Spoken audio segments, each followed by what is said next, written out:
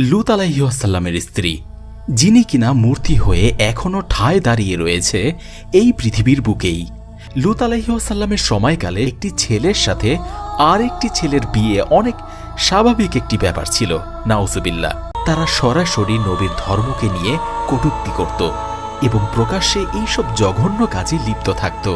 এমত অবস্থায় জাহান্নামের আযাব দানকারী ফেরেশতা লূত আলাইহিসসালামের কাছে এসে আল্লাহ পাকের ভয়ঙ্কর আযাবের কথা শোনালেন, যে আযাবে তার জাতি ধ্বংস হয়ে যাবে।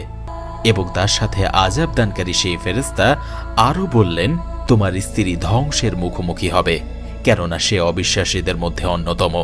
এবং এই কথা শুনে নবী আরও ভেঙে পড়লেন। তবে ফেরেশতা এইটুকু আশ্বাস দিলেন যে যদি আযাবের সময়কালে তোমার স্ত্রী পিছনের দিকে না ঘুরে তাকায় তাহলে এই যাত্রায় সে বেঁচে যাবে।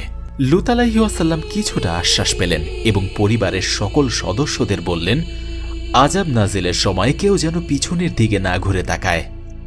কিন্তু তার অবিশ্বাসী স্ত্রী এই কাজটাই করল। পিছনে ফিরে তাকানোর সাথে সাথেই আল্লাহর আযাবের ফেরেশতা আল্লাহর হুকুমে তাকে পাথরের মূর্তিতে পরিণত করে দেন এবং সমগ্র সুদুম এলাকা উল্টে সমুদ্রে পরিণত করে দেন। বর্তমানে এই মূর্তিটির অবস্থান জর্ডানে।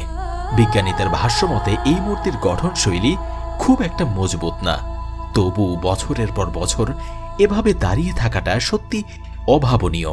আল্লাহ চাইলে কি না পারেন। এই মূর্তির অদূরেই রয়েছে ডেড সি বা মৃত সাগর অথবা লুত সাগর, এবং এই সাগরের লবণের ঘনত্ব এতটাই বেশি যে যে কেউ চাইলে এই সাগরের উপর ভেসে থাকতে পারবে অনায়াসে। লূত আলাইহিসসালামের এই ঘটনা বাইবেলেও এসেছে। কাজেই অন্তত বিশ্বাস রাখুন আপনার সৃষ্টিকর্তার উপরে, যিনি আপনাকে আপনার চেয়েও ভালো জানে এবং ভালো চেনে, যার ইচ্ছায় আপনার জন্ম হয়েছে এবং যার ইচ্ছায় কোনো একদিন আপনার মৃত্যু হবে, যিনি আপনার রিজিকদাতা, পালনকর্তা এবং সর্বাপেক্ষা আপন।